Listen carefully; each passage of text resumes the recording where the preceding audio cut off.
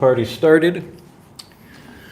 All right, I am Drew Badger, the founder of EnglishAnyone.com and the English Fluency Guide, and today we're going to continue what we did last week. People enjoyed that video, so I thought I would do another one with a different kind of mix of vocabulary here. This is a bit more advanced than what we did last time, but the principle is the same. Basically, you should be looking at two things. The first one is what I call fluency triggers. And this means really understanding the vocabulary, even just individual words and phrases by themselves, making sure that you really understand like a native rather than trying to use a translation or just getting a definition of the word. And then the second part of that is the naturally varied review, where you take things that you understand pretty well and then you start seeing them in different contexts, and the whole thing works together to develop your fluency automatically. So we're not just going to look at like one or two of these things. As we go through each one of these little cells, this is called a matrix or a table. But as we look at each one of these different combinations, you will understand them individually better, but you will also understand the whole picture a lot better as well. So nice to see everyone here. Make sure YouTube is working. I believe we should be. Yeah, I think we are. Okay. All right. So last time we did verbs and what was that? Verbs and prepositions. So we were contrasting that. So if you've not seen that video, I recommend you go back and watch that one as well. Again, the idea is basically the same, but we really want to make sure people understand all these things. What we'll be doing today, these are called collocations, and collocations just refer to groups of words, so maybe particular phrases. In this case, we'll be looking at two-word phrases, just something nice and short, simple.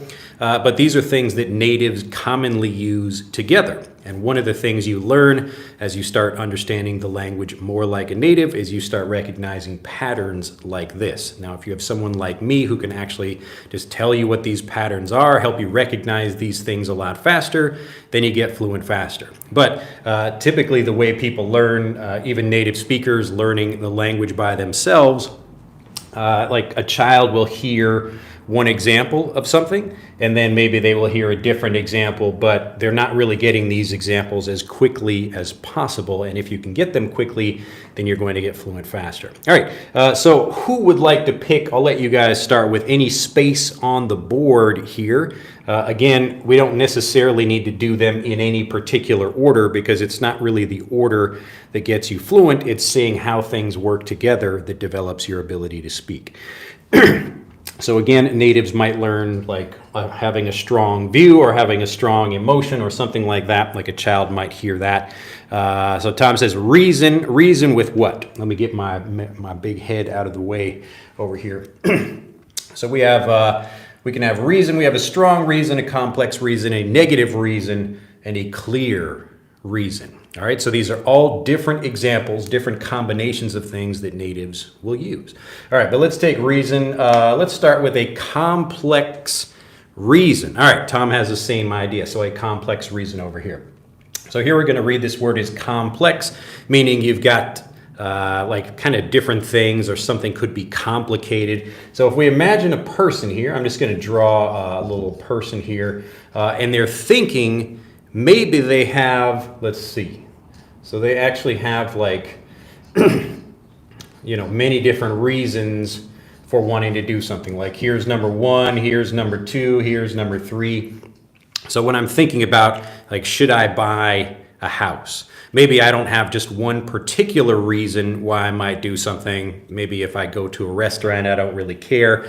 I just need something quick, or I want a particular kind of food. But maybe if I have a complex reason for doing something, it could have, you know, many reasons for that. Or I could have maybe different ideas about things, and I'm still trying to figure out like maybe what is the correct way to think about something. But this is to have a complex reason. So I might have a complex reason about like why I love my wife or something. Like maybe I think like, well, I just think we fit together. Like I could think, I didn't list it here, but I could have a simple reason. So the contrast with this would be having a simple reason for this, but having a complex reason means, wow, I have to think about things maybe it's a little bit more complicated, or there are more pieces to this same idea to have a complex reason,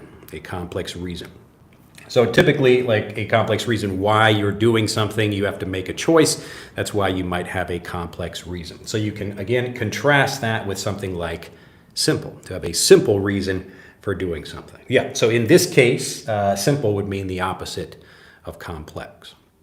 So you can have a complex reason and a simple reason, but remember, we can't always just like use simple with everything else. Like to have like a simple view or a simple emotion, we probably wouldn't hear those, and you'll see why as we go through these examples. Okay, so the point is not to learn like every combination working with everything else, but as you see more examples and see more conversations using things like this, then you will naturally develop the understanding of these kinds of patterns and what sounds natural and what doesn't. So the more you hear something, the more it will naturally sound like the right thing to say, and you will just use it naturally and automatically when you speak. All right, let's look at another one. So if we looked at like a complex reason, let's look at a complex emotion. Yeah, complex is like a little bit different. Like if you're talking about like the Japanese like kompurex, like if you that's taking actually the English word, like you have a kind of, you know, like you're worried or you're self-conscious about something like that. That's a slightly different idea. But again, like sometimes we use the same word and it comes out in a different way, or it means something slightly different. But let's look at a complex emotion. What might a complex emotion be? So a complex emotion, like let's say I'm trying to, like I have maybe like an interesting mix of emotions over here. Or I have, so it's another word, you just put like another little kind of face over here. And we're just going to put a kind of maybe puzzled look on his face. So he's thinking, like it's kind of a complex emotion. I don't really know how I feel about something.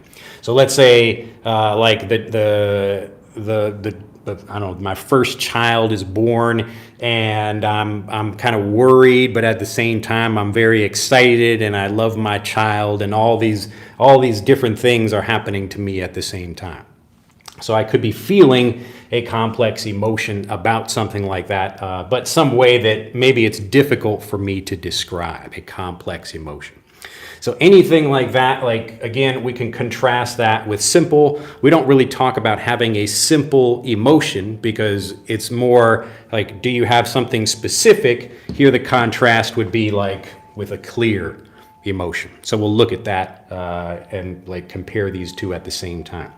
So here, like I might be thinking like, wow, like I'm happy about something, but I'm also maybe sad or a little bit nervous. You know, here's me over here, like little tears are coming down, or I'm sweating, something like that. So I could be experiencing something and feeling a number of different emotions at the same time, or it's hard for me to understand how I'm feeling. So it's maybe I'm having a complex emotion. I can't really describe it very well. All right, so sometimes you feel that way. So to contrast that with a clear emotion, it's typically you have one specific thing that's easy to see. All right, so if we just have, let's say we draw a person over here who has a clear, happy face, this is a clear emotion. You know exactly what the person is thinking or exactly what the person is feeling, and it's obvious. Now, it doesn't just mean happy, it means that you're being clear about what the emotion is. So it's not like having a complex emotion where it's hard to understand the difference. This is looking at, oh, I actually understand what's happening. I can feel something. It's a little bit, it's easy to express what the thing is. I'm very happy. I'm very sad. So it could be sad, if we just put like a sad face over here, or you could be angry, you know. Different expressions you might feel, but whatever that expression is, it could be one of those things. It's typically just one thing, and you have a clear emotion. All right, so you have a clear feeling about something. All right, let me know if this is making sense. So far I'm giving you fluency triggers to help you understand these things individually, but as you compare them, you also getting this naturally varied review that helps you understand these things better. It's really the contrasting or the comparing between these different things. And then further, if you were also to hear these used by different speakers and in different contexts, then you would really feel very confident about using all these things. Okay, so it's the many examples you get, not you trying to repeat something. It's seeing all of the different examples that develops your fluency rather than just repetition.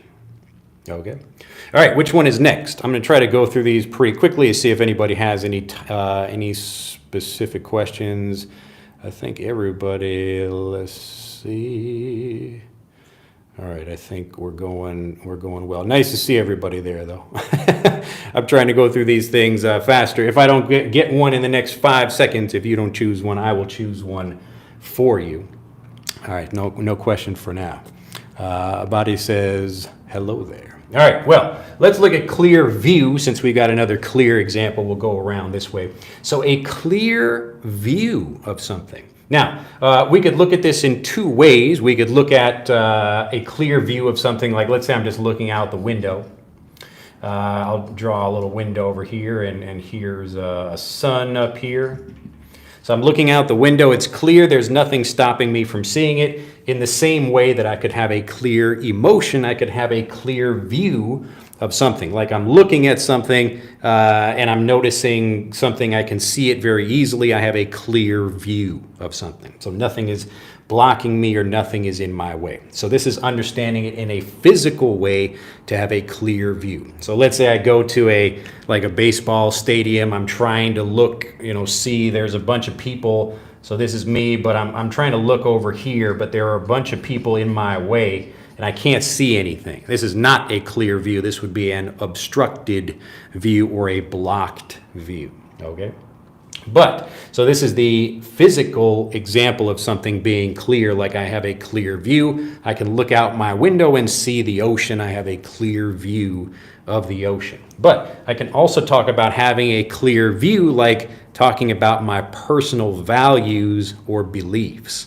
So I could be thinking, like, I have a clear view on, some political idea or something about my company or my family. I have particular values that I think are important. All right, so I have a clear view about that. Some people might have unclear views where maybe they're still not exactly sure what they believe about something, or they're trying to learn about something, but they don't know exactly what it would be. So that's having an unclear view. But you can see how these two things are related. So we have a physical example where we're looking at something and I can see something clearly, but we also have the example of having particular values or beliefs about something where I know exactly what I believe, or I have a very definite or clear or specific view about something. All right, making sense? Pretty good. All right, I think, what did Tom mention before? Negative reaction. Negative reaction. Let's look at that one though. All right, so this is an interesting thing, and again, you can probably contrast this quite easily. Let's say I eat. So this is me, and I try, I'll tell you a story from my childhood. When I don't remember how old I was. Let's say I was, 5, 6 years old, something. And I found one of my favorite little candies or sweets. It's a peanut butter cup. So it's peanut butter with chocolate on the outside. So it kind of looks like, I'm going to draw one. If you know what this is, it kind of looks like. So it's a little chocolate thing with some peanut butter on the inside of it, a peanut butter cup. And this is one of my favorite sweets, and even when I was a kid, it was one of my favorites as well. I can't really find them very easily in Japan, but it's supposed to be a little round. If you look at it from the top, it's like this. So it's because of the paper, it gives that like in and out shape or whatever. But that's what it looks like. So it's hard for me to find in Japan, although I did find one recently. I was excited about that. So I had one. It was like I haven't had one in, I I had not had a peanut butter cup in 5 years or something, I think. But I had one and it was great. Anyway, so I was 4 or 5 years old and I found one of these things under my couch. So just as a kid, I don't know how it got there, but it was just like sitting under a couch. I was playing under a sofa and I looked under and I saw it there. I said, "Oh my goodness, there's a peanut butter cup there." And of course it was old. I didn't really think anything about it, but I was so excited to find a peanut butter cup. I guess maybe they had opened it and it fell on the floor or something. I don't know, but it's a little bit embarrassing to tell the story now. But I tried eating it. And I had a negative reaction. I bit into it. It was all powdery. I didn't eat the whole thing. But so usually a peanut butter cup, a fresh, good peanut butter cup, it's got nice chocolate on the outside and some kind of smooth, creamy peanut butter on the inside. But I tried, it was all dry and powdery. So I quickly spit it out. I had a negative reaction to that thing. You can also talk about this. Casually, people will often say they had a bad reaction to some food, all right? So to have a negative reaction, you can talk about that, or a bad reaction as well, a bad reaction to some food. All right, so that's having a bad something I tried, and it's like I spit it out. Ugh. Why did I eat that? A negative reaction to something. Now you're saying sneakers, you're talking about Snickers, Snickers. Snickers is a long kind of rectangle chocolate bar like that. So it looks different than a peanut butter cup, but there's a different brand of candy thing called a Snickers bar, Snickers. All right, so we've got a negative reaction, and you can imagine the opposite of this thing would be a positive reaction to something. And typically we don't talk about like a positive reaction to food. We talk more about positive reactions, like someone does something for me and like I can just see it in their face, or they see it in my face, that like, oh, I'm feeling good about something. I'm happy about something. I'm having a positive reaction, a positive reaction. Okay, so here I had a negative reaction, like I could have a negative reaction to some food, or maybe I eat something poisonous and like I'm having a bad reaction to something. So another bad reaction could be I eat something and I get like a bad rash or something happens to me and quickly I get a negative reaction to that thing. So it's something happens and then I react. So I act against that thing in a negative way. So either I try to push that thing away from me, or it's causing some problem with me. It's having a negative reaction. So when we touch each other, like I touch this ugly or old or some kind of like bad thing, like a bad kind of food, some old food, I react negatively to that thing. I have a negative reaction to that food. So this is me like, ooh, I kind of spit that thing out, that old peanut butter cup. All right, so negative reaction. We're starting to fill in the board. Hopefully you should be noticing these things. I'm going to try to keep going here. I'll keep my eye on comments, see if anybody has any questions there. But nice to see lots of different people visiting over here. Yes, to some spit. So if I spit, especially to spit something out. So I eat something and I shoot it out of my mouth quickly. I spit that thing out, to spit that thing out. All right. Now, let's look at like negative reason, because we're having a negative reason for doing something. So I could have like a negative reason, like I don't like doing something. Let's say, I don't know, like my dad wants me to do something and I think, well, that's like a bad reason to do it. You know, or he has like a negative reason for doing something. Like it's not like a good reason to do something, it's a bad reason to do something. As an example, I might think, what's a good example for this? If I have a like I want to, I don't know, let's say I want to eat a peanut butter cup under the sofa. So I'm hungry. But it would be a bad reason, like eating this thing would be a bad reason for like me like deciding to eat that thing because I was hungry. So I'm hungry, but a bad reason to eat this thing is because I'm hungry, if that makes sense. So I see the peanut butter cup, and when I'm 4 or 5 years old, I think, oh, like that's a good thing to do. I should eat that peanut butter cup under there, but actually it's a bad thing to do. So I have a bad reason to eat that peanut butter cup. So when you have a good reason to do something, it's usually like a positive or helpful thing, like I'm very tired right now, or my throat hurts. So that's a good reason, or a positive reason, a good reason to drink some water. So I should drink some water. Oh no, my throat is dry. That's a good reason to drink. But just because I'm hungry doesn't mean I should eat some candy that's under a sofa. All right, very good. So we can have a negative reason for doing something. I'm trying to think of a good image for this. But basically, it's like, let's see. I'm trying to think what's a good, like another. Can you explain outward? Outward. What do you mean outward? It just means like facing out some way, or moving outside. Like I'm going out in that way, outward. So as opposed to inward, I could be thinking like inside myself versus outside myself. So if I have a negative reason for doing something, you could just think it's like a bad reason for doing something. Like a bad reason for, I don't know, let's say a bad reason for divorcing my wife. A bad reason for, or a negative reason for divorcing my wife might be because she doesn't like, I don't know, I don't like the way she chews her food or something like that. So let's see if I can draw it. It's like a picture of this. Here's a person. They're kind of like, they're eating some food, and maybe they, I don't know, they chew really loudly, something like that. So I could have a negative reason for doing something like that.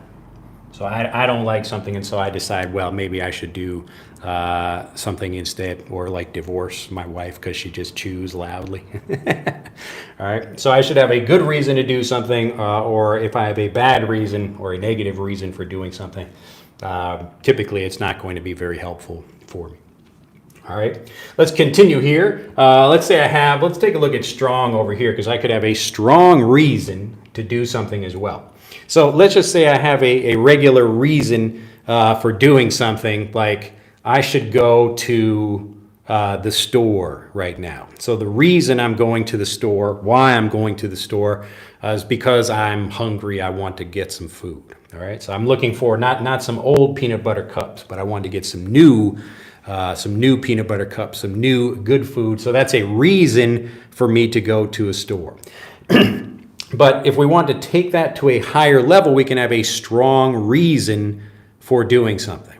Okay, so the strong reason for doing something. Let me get my head out of the way here.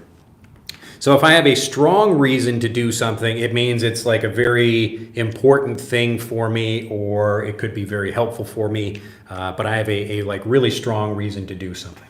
So I'm looking at, like, let's say I'm gonna draw kind of like a mountain over here with a flag up at the top of it. So that's me, like, for me to get to the top of this mountain, I have to have a strong reason to get up there.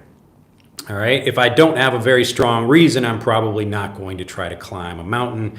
But in the same way, like, you can think about me going to the store just to buy a snack for myself. That's not a very strong reason to do something. It's just a reason, like I'm hungry or I want a snack, but that's not a strong reason to do something. But let's say my child is dying and they really need some food very quickly. I need to run to the supermarket or something. That's a very strong reason. I'm highly motivated to do that thing. So I have a strong reason to do something, a strong reason. Okay? So looking at these things together, if I have like a negative reason for something or a bad reason for something, maybe I don't, again, it's contrasted with a good reason. I'm just like, it's not really like a particularly helpful thing. It might even hurt me somehow, but that's the reason why I'm doing something. A complex reason is where I'm thinking about something and like There are actually many things I'm thinking about. I have a complex reason. Like people say, why do you love your wife? I say, well, because of this thing and that thing. I have a complex reason for that. It's not just one idea. And if I have a strong reason for doing something, it means we know for sure I have you could even say a good or a very good reason. That's another way of saying you have a strong reason to do something. So typically people for learning English, for example, the people who have a strong reason to learn English, like I need to get a job or, my promotion at work, the boss told me that I need to be able to speak English or I can't get that promotion. That is a very strong reason to learn the language, okay? But if you don't care, you don't really need to learn the language, then you don't have a strong reason to do something, all right?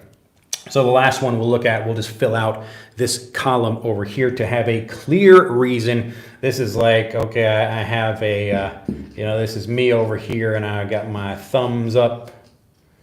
I know exactly what I'm trying to do. I have a very clear reason for doing something, like a clear purpose, a clear reason.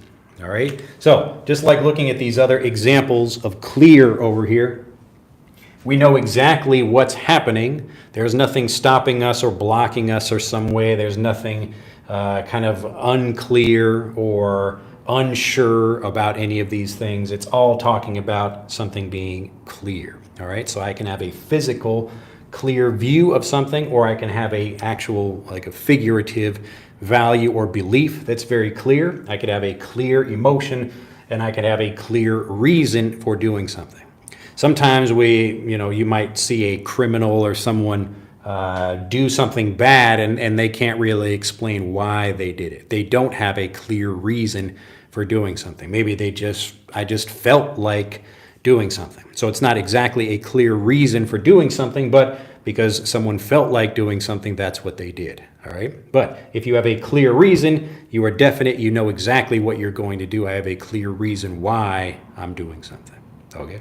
So as an example for teaching you this way, my clear reason for doing this is because if you can understand these things individually and see how they connect with each other, you will develop fluency much faster. All right. So what I'm trying to do is help you erase doubt on multiple levels. So if you feel unsure, like a person says, I have a clear reason or a complex reason or something like that in a movie or a conversation, and you don't exactly understand what they mean, then that's causing you doubt. Or if you're thinking like, how can I connect these different things? Maybe I heard this, but I understand this example, but not this other one, then that's also going to cause you doubt. So the more doubt we can destroy or remove from your life, the more you're going to feel confident about speaking. All right. So again, looking at all these, we have a strong reason, a complex reason, a negative reason, and we could go into other examples as well, but I just want to give you these so you can understand, and this should be enough at least to understand these 8 words.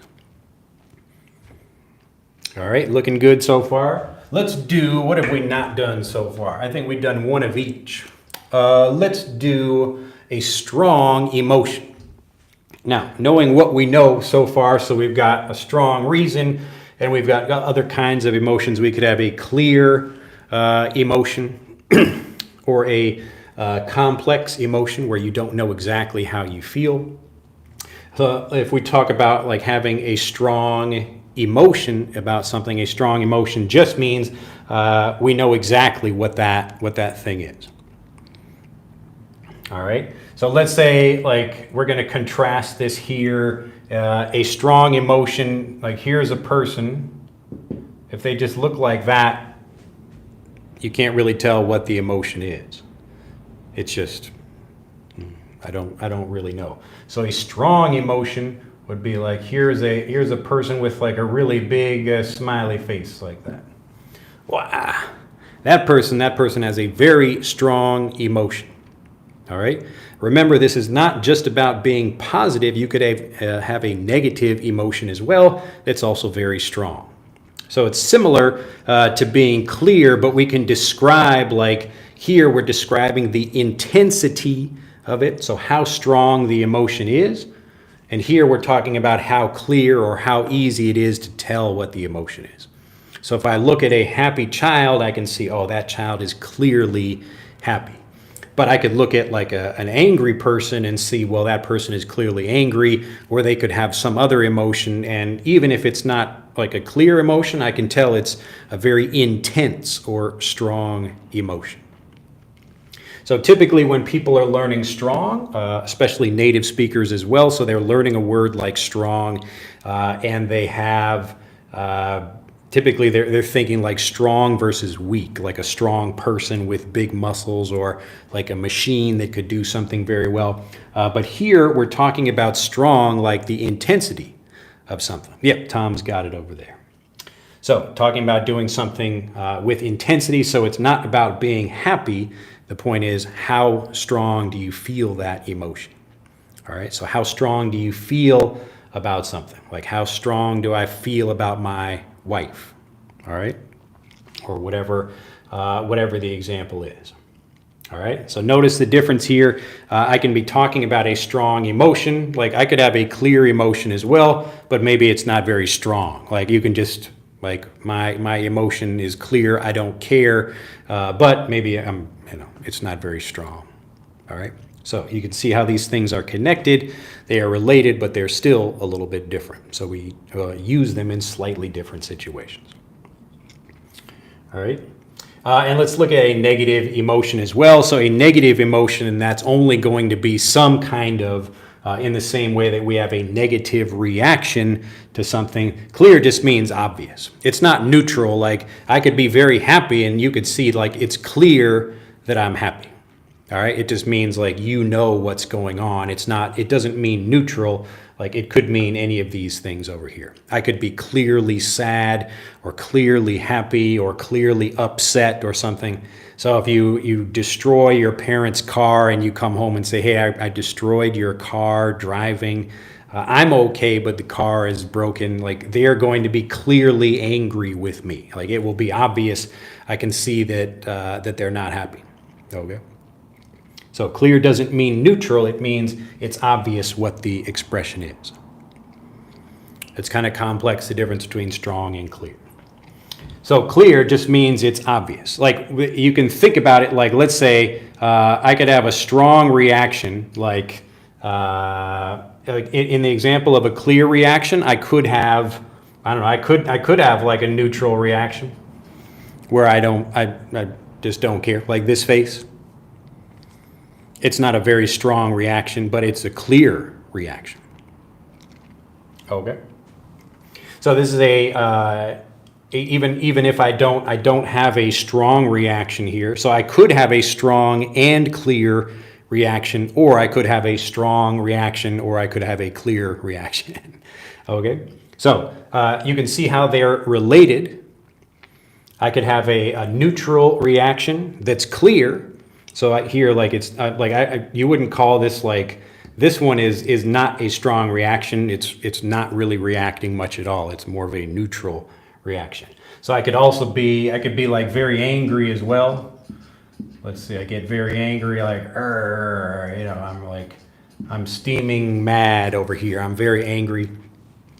So that's another strong reaction. So it just means how intense the reaction is. But here we're talking about, is it obvious? Can we see what the person feels?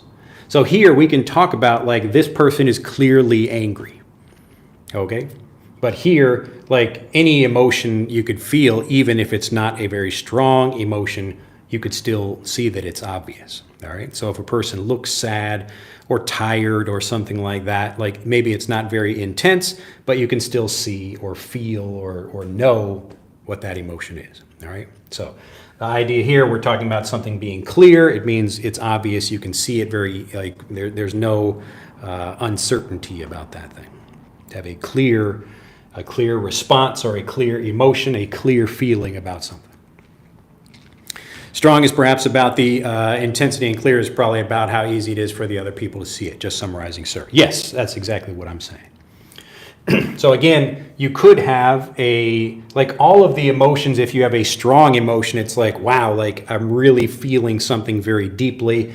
So I'm very sad, very angry or whatever, that kind of thing. But here, maybe I could be very happy or very sad, but also I could just be neutral. But the point is, can you understand how I feel by looking at that? By looking at my face, maybe I don't have a strong reaction to something or a strong emotion, but you can still tell how I'm feeling, and in that case, it's still clear. So obviously a strong emotion is going to be clear. Like you would see the person, but here we can have a neutral emotion as well that can still be clear. All right, so there's some overlap here. Let's see, what should we do next? Why don't we do a negative emotion? So we'll just finish up this column over here. So obviously a negative emotion, I think we were starting to do that. But this is where we're going to feel like sad or very angry, something like that, where we know for sure. So it's not going to be a positive emotion like feeling happy or proud or whatever that thing is. It's only going to be the negative things that you feel. A negative emotion. Negative emotion. Makes sense? So I thought today I would do something a bit more advanced, and this is, again, talking about how we feel or how we might respond to different things, rather than just some kind of physical thing that you can see. Down is a negative emotion. Sure. Yeah, you could be feeling down. You could be feeling sad or tired or upset. All of those things would be negative emotions. Negative. All right, so let's do the last one here. A negative view of something. A negative view. A negative view. So I could have a negative view of something. It just means I don't like that thing, or like let's say someone asks me, what do you think about having children? Like as an example, should people have children? I say, no, I have a negative view of that thing. I have a negative view of having kids. So again, when I'm talking about a view, in this example, I don't mean looking at something. I'm talking about my values and what I think about something. So I think, for example, I don't know, like I could even take something basic like should you put pineapple on pizza? All right. Yes, so it's the same thing as a point of view or an opinion or a value. Negative insight would be a little bit different. But people don't really get like a negative insight. It's more just like an insight, which is typically a positive thing, usually, or it could lead to something positive. So a negative insight, I don't know, I don't really know what an example of a negative insight would be. But an insight in general is typically you discover something that's teaching you a lesson or it's helpful in some way. So it usually wouldn't be negative. All right. So if I have a negative view of something, like we're going to put a guy over here and he's got kind of a sad face and he's got his arms crossed over here. He's like, nah, like I don't like that thing. I disagree with that. I have a negative view of that thing. All right, a negative view. Look at that, we've only got 5 left, but hopefully you should be seeing the similarities and the differences appearing as we fill out the whole chart.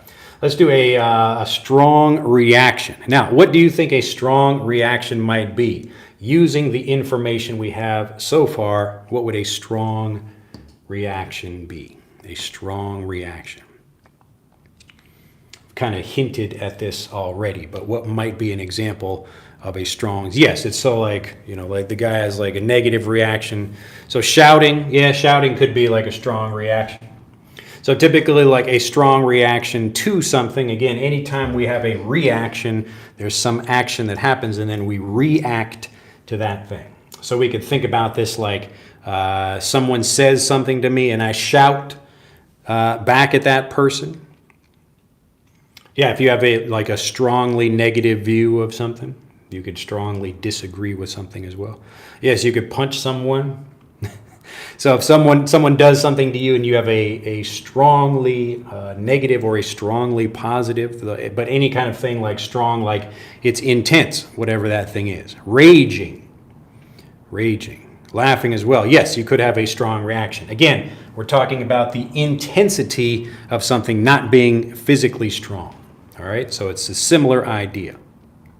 So let's say we could talk about this with chemicals as well. So let's say I have some kind of chemical over here and I have another chemical in a little bottle, and I'm going to drop like a drop of this on this chemical and mix these two chemicals together. So I drop this one on here, and I drop it, and then nothing happens.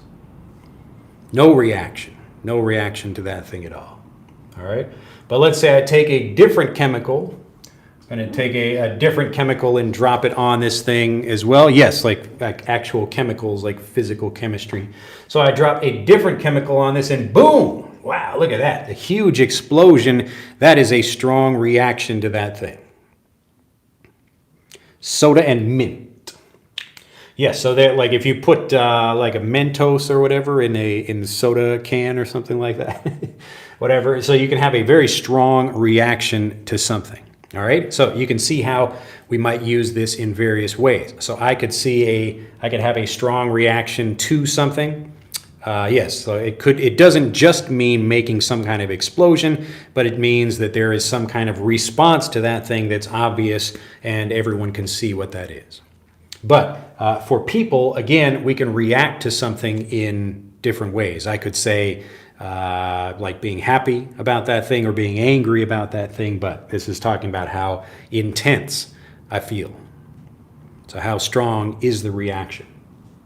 So I have a strong reaction to something, just like these two chemicals are reacting against each other. Nice beard. Yeah. Yes, I will probably shave this off. I don't really like having a beard, but I haven't done a video for a while, and I thought, well, I'm kind of too lazy to shave. So that's why I have a beard. But anyway, some people might have a strong reaction, like a strong reaction to my beard. Maybe my wife, like if she sees it, like she's like, "Oh, I hate your beard. I don't like that at all." So she has a strong reaction. Or maybe my kids, they don't care. They have a neutral reaction. They don't care about it at all. Okay? All right. So last one, if you can think about what a strong view would be. Yes, to have a blast would mean to have fun. All right? To enjoy something, have a blast. Oh, you have a beard also. So have a blast. So if I have a strong view about something, again, like it's the intensity of how much I believe about something. So like I think, like, let's say I like really think like, yes, I got my hand up, like this thing, this is like what I really believe. I have a very strong view about that thing. So I have, like, especially in politics, you could have strong views about immigration, or strong views about abortion, or strong views about freedom, or whatever. A belief. Yes, a belief. That's a new word for you? A belief.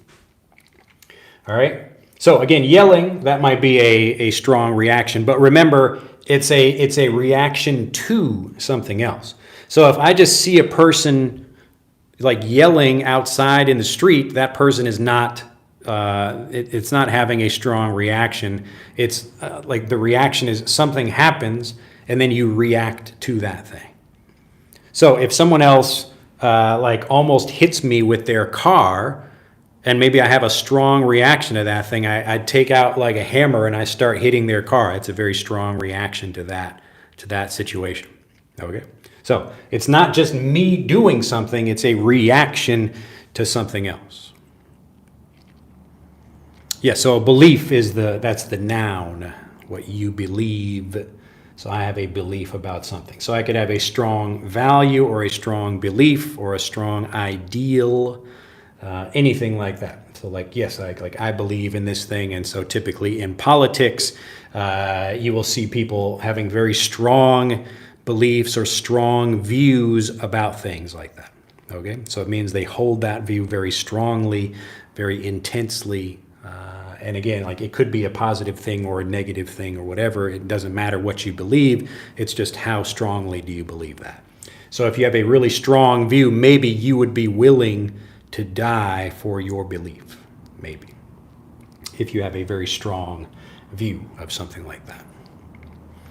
So strong reaction, angry situations. Well, it could be a strong reaction in anything. Like let's say my first child or any of my children are born, and I see my child for the first time, and I start crying.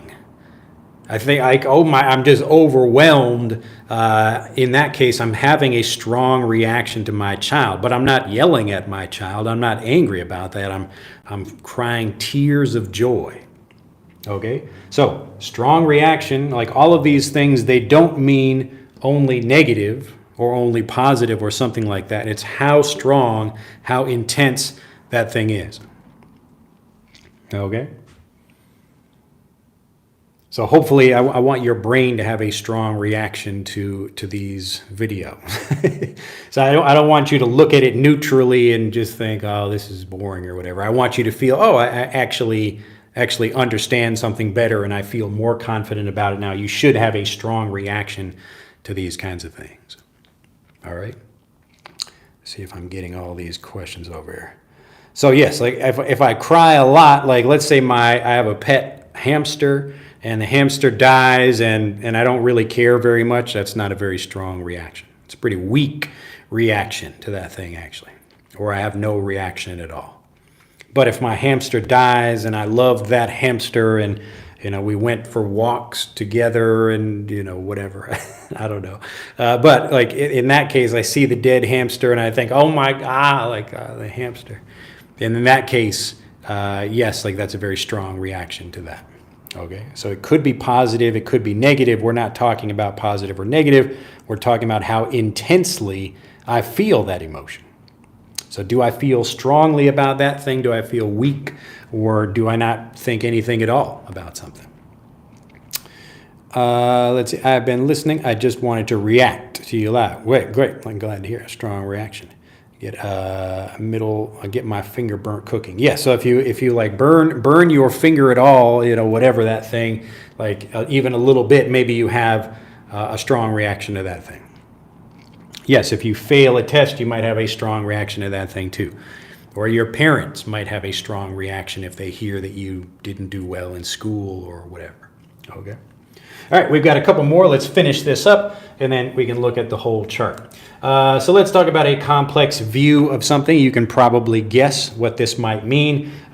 Here we're talking about not a physical view where you're looking at something. We're actually talking about, again, your values, and this is similar to having a complex reason or having a complex emotion. So if I have a complex view of something, typically in the same way, it might be thinking like, well, here's one reason, here's another reason, here's something else. Like I might be thinking like, instead of just, should we do something, yes or no, I'm thinking, well, there are probably some good reasons we should think about all these things together. I have a very complex view about something. Okay, so it could be different points about it, and some of these might be even the opposite, or I'm thinking about something.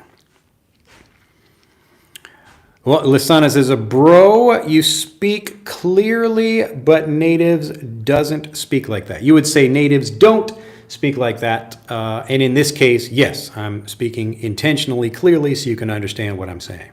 But in programs like Fluent for Life, this is where we actually help you understanding going from my level of speaking to understanding natives. So if you only listen to just teachers like this, of people who are speaking intentionally, slowly and clearly, it's going to be more difficult for you to understand natives.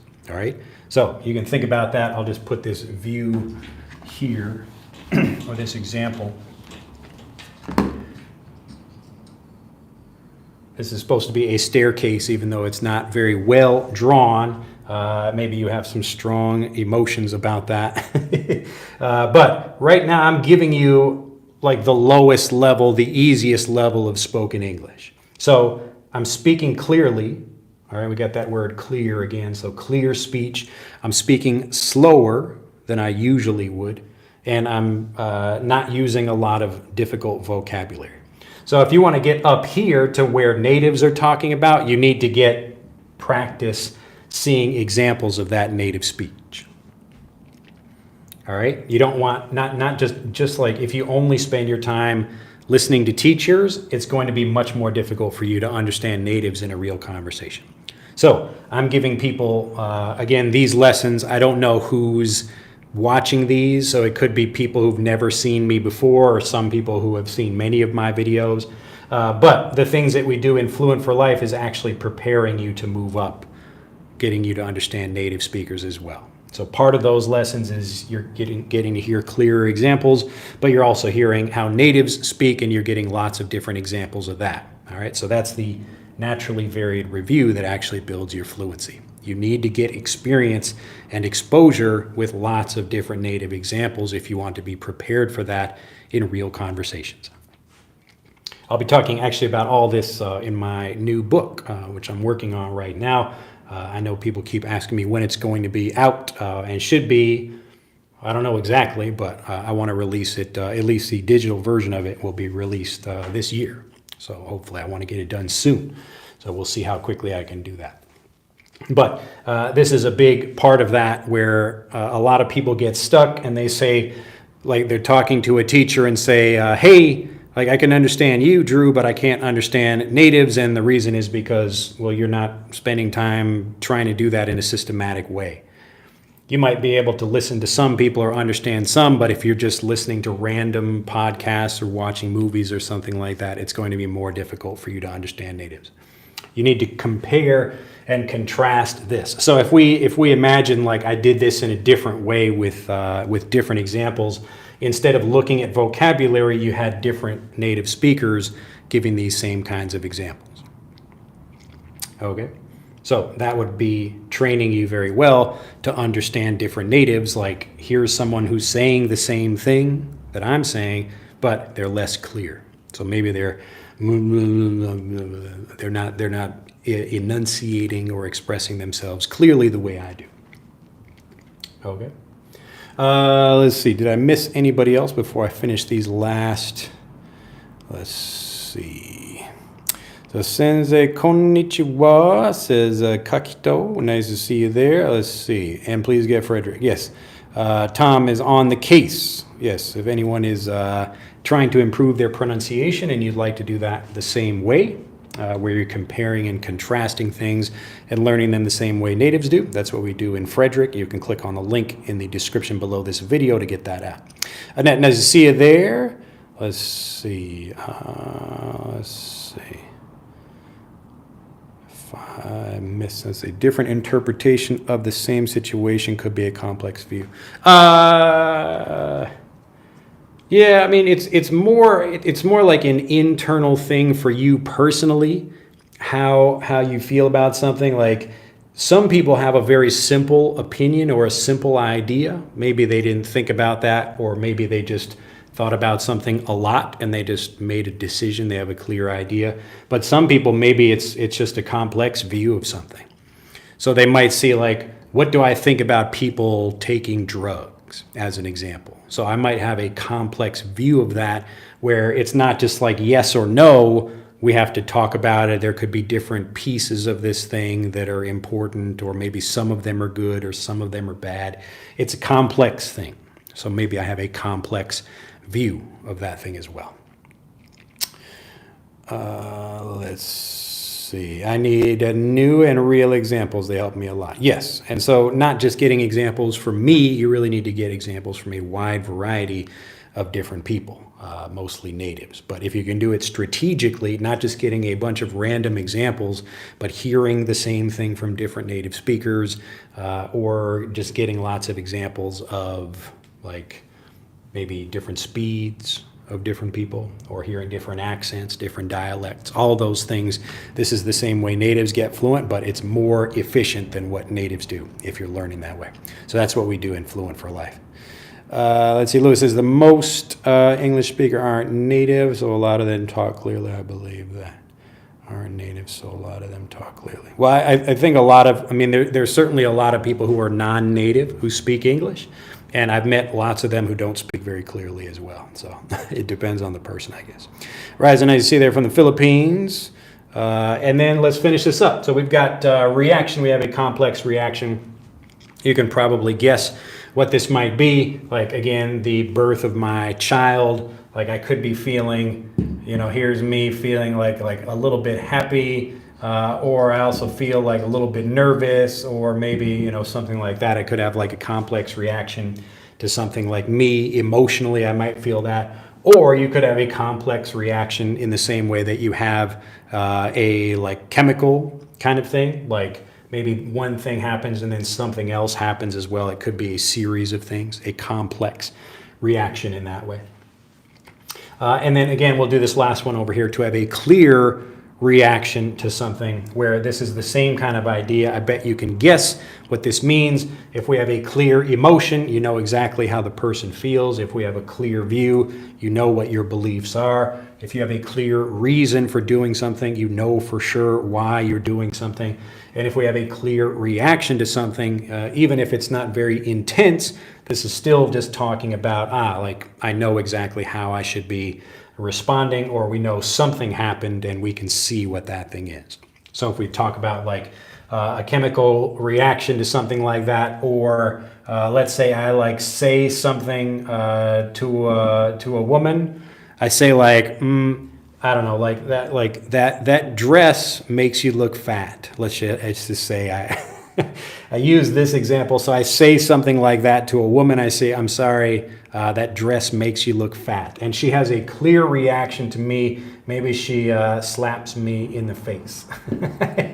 She's very angry. That's her hand. Or maybe she punches me. That looks more like a punch. Okay. So she is giving me a clear reaction, even though it could be a positive reaction or a negative reaction. But the point is, it's clear. I know how she feels. All right. So just like she could have a clear emotion, like I could see, oh, this woman is angry with me. I can clearly tell that. But wow, she did something. She has a clear reaction to what I said.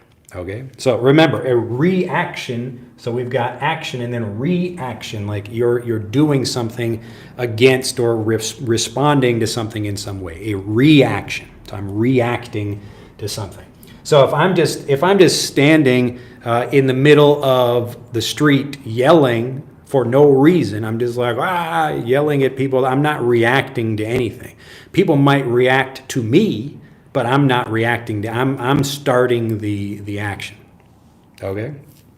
So hopefully this is making sense. If you joined us late, I recommend you go back and watch this video from the beginning. Also the video previously where we did a similar kind of thing with verbs over here and prepositions. So we made some different phrasal verbs, but you don't have to think about it as phrasal verbs. It's really just using, seeing how different words can connect and how the meanings change a little bit, but you can see how things are similar as well. But the point is, we're looking at the whole thing, and it's the whole network of things working together that really develops your fluency. So it's not just learning one thing or hearing one teacher or something. It's the whole network that develops your ability to speak. All right. So we need you to be prepared for the wide range of communication in real life, rather than just like only hearing a particular teacher. All right, let me go through and see if I missed anything here. Let's see. Alexander says, can you explain about reductions? I think I've covered that elsewhere, and it's also been done a lot. Like there are plenty of YouTube videos about reductions already. Jose says, my struggle is when native speakers blend the sounds of their words together with contractions and with different accents. Yes, and so if you this is that stare example. If you don't learn with a lot of examples of natives speaking in different ways, like blending their sounds or using reductions or whatever, then it's going to be more difficult for you when you are in a conversation with someone.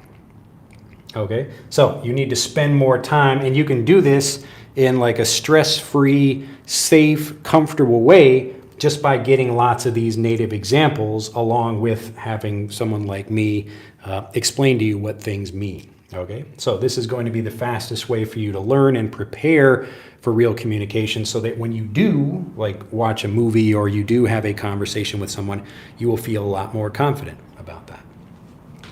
All right. So if you'll notice this pattern of people having that problem, and it's because they spend a lot of time listening to natives, or excuse me, listening to even natives who are like teaching. So I am a native speaker of the language, but I'm teaching you in a slower, clearer, easier way.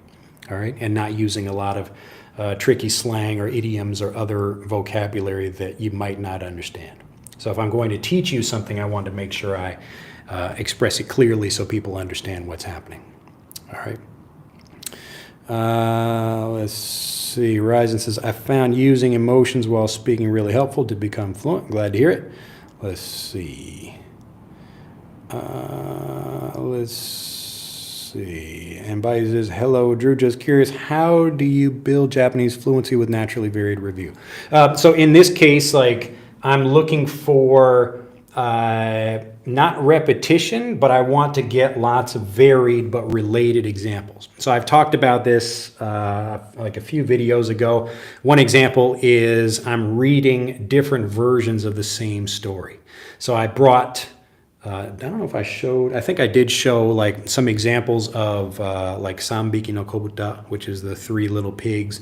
So I'm looking for, number one, something that's pretty common or pretty obvious, or you would have lots of different examples of something. So another example would be a popular song that's sung by different people.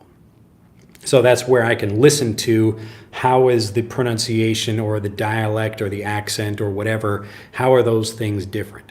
One of the first videos I did on YouTube is just listening to different people say the same thing, just so you can hear that, for example. So when I'm getting naturally varied review for myself, like a lot of that is like for Japanese is getting, number one, exposure to the same thing, but in slightly different ways. So like the book example, or the same situation and hearing different people in that. So let's say I go to a hotel, I might hear like a person check me in one way, and then I go to another hotel and then a different person is checking me in, or I go order some food at a coffee shop. And this is one of the stories I tell in my book, where I'm sitting in a Japanese coffee shop and I'm sitting near the cash register so I can hear all these people ordering. And that's what teaches me about naturally varied review. So I'm hearing different ways of people order the same thing, or they might be even ordering different things, but it's that natural variation of the language that I need exposure to. So that's going to help me understand things better, but it's also going to prepare me for the kinds of patterns that natives use in real life.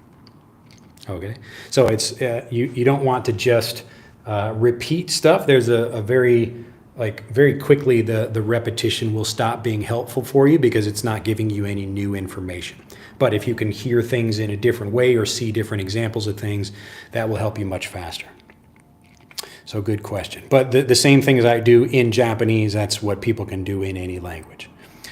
So what we do, like we specifically structure that in Fluent for Life, where you're getting to hear different people saying the same thing, or you're hearing people talk about related things.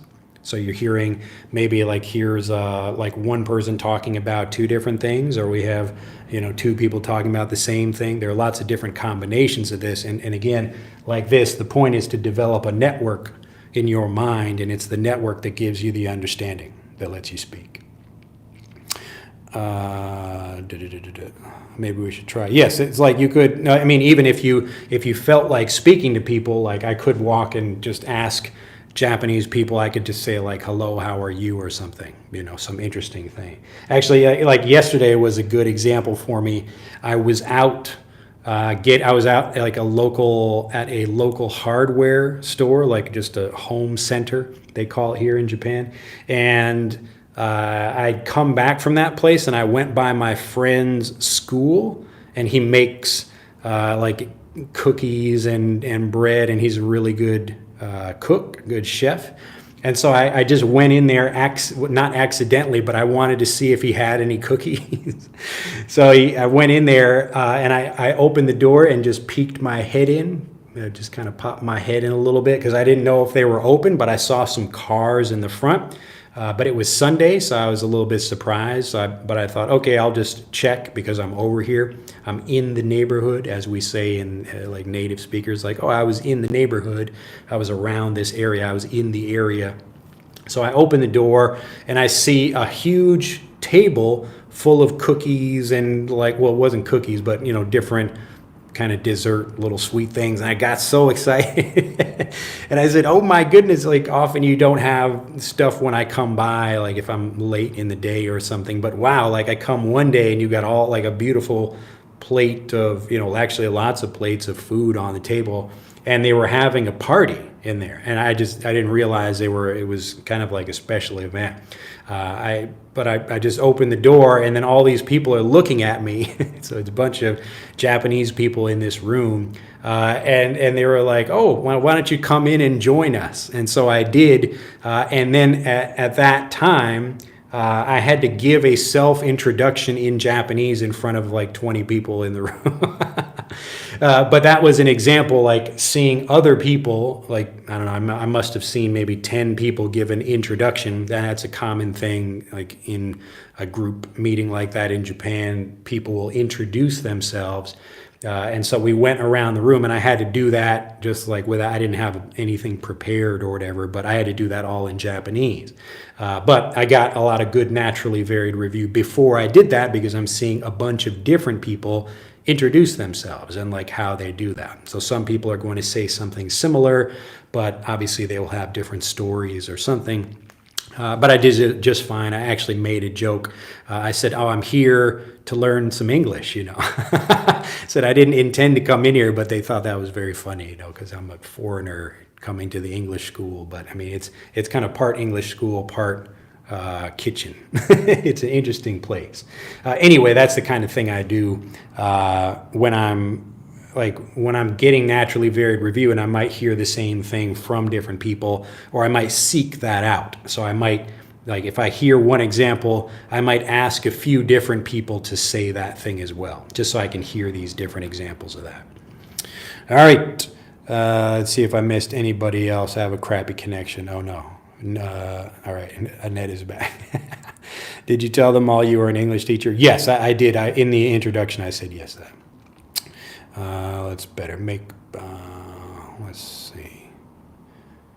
All right, I think we got through everything. Look at that, fantastic. All right. Hopefully this makes sense. Again, if you joined us late or if you had a crappy connection, go back and watch it again. And also go back and watch the previous video where it's the same idea, but I'm doing it with different vocabulary. But the principle is the same. This is where we want to not only learn individual things, but connected as a larger group or as a larger network, because it's the network, it's the connections that allow you to speak. Me being able to speak right now is me making connections as I'm expressing things. It's like a conductor, like a train conductor, putting the track down on the ground in front of me as I go. So I don't know exactly what I'm going to say, but because I know how to make these connections very quickly, I can speak fluently. Okay, so that's what that means. And I developed that ability in Japanese as well, in the same way that I developed it in English, which is understanding things and making these connections. So the more you do that, the faster you will become a confident speaker. If there are no more questions, I'll give another 10 seconds to see if anybody has any interesting or different questions or things that we have not covered yet. But other than that, I hope you have enjoyed this video. If you have, click on the like button and do share the video with anyone else who might enjoy this kind of learning as well, especially if they know a lot of English, but they struggle to speak. Oh no, 10 seconds is up, it says Tom, the time counter. But it looks like that's it. And fantastic. That means I can go enjoy lunch. Last thing, Rose says, I don't understand a strong view. So strong view here, like try not to think about this as me looking at something. It's how I believe, like how intensely I believe in something. So if I think like let's say about immigration, like I don't care about immigration. Let's just say, for example, I don't care. That's not a very strong view about immigration. Or I could have a strong positive idea or a strong negative, a negative view about something. So that's what we mean by a strong view. So a strong belief, a strong opinion about something, rather than only like just, yeah, I don't really care about something. Does that make sense? Mr. Drew, what does a long overdue mean? Could you please put it in a sentence, please? Well, that question is long overdue. That question is long overdue. It means like it should have arrived, or it should have done that thing a long time ago, but we did not. Like, let's say you're meeting a friend of yours and, wow, we should have met a long time ago. Our meeting is long overdue, all right? Or it was, or it had been long overdue. But now we did meet, and here we are meeting, okay? So something long overdue, anything overdue, if it's due, it means it needs to be completed or done by that time. But if it's overdue, then it's taking too much time, all right? Well, your profile picture is long overdue. You would say, in this case, you would say like an update to the profile picture is long overdue. But the profile picture itself is not overdue because there is a profile picture. All right? Hopefully that makes sense. So, like you could say like a new or an updated profile picture is long overdue. That would make sense. Well, look at that. You used it, or at least you got the idea. All right. Well, if you'd like to learn more, instead of just, however people are learning out there, I imagine a lot of people do the typical thing, which is just watching a bunch of random content or trying to study things by yourself. But if you'd like a systematic way of doing this to get fluent as quickly as possible, that's what we do in Fluent for Life. You can also use Frederick in the same way. It will help you discover things like this, where you're getting to compare different sounds and learn things the way natives do. If you'd like to do both of those, you can click on the links in the description below this video. I should have a book coming for people pretty soon. Still thinking about the title, but it will probably be Get Fluent, Then Speak, where I talk about how really you should be learning things and understanding the language really well, so that when you do have speaking opportunities, you use them well. All right, have a fantastic day, and I'll see you in the next video. Bye-bye.